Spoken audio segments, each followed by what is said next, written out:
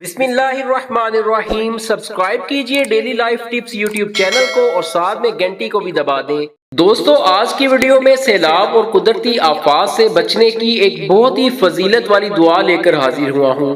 یہ دعا خود ہمارے پیارے نبی صلی اللہ علیہ وسلم سیلاب، بارش کی زیادتی اور قدرتی آفات سے اللہ پاک کی پناہ حاصل کرنے کے لیے فرمایا کرتے تھے۔ تمام مسلمان بہن بھائیوں سے گزارش ہے، اس وقت ملک پاکستان میں سیلاب نے تباہی مچا دی ہے۔ ہمارے مسلمان بہن بھائی بیچارے بے یار و مددگار ہیں۔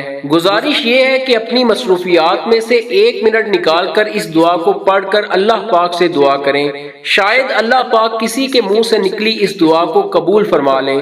ویڈیو کو ثواب کی نیت سے دوسروں کو بھی لازمی شیئر کریں، یہ ایک صدقہ جاریہ ہے۔ دوستو، دعا یہ ہے: اللہم انی اعوذ بک من شر الاعمین السیل والبعیر السعول۔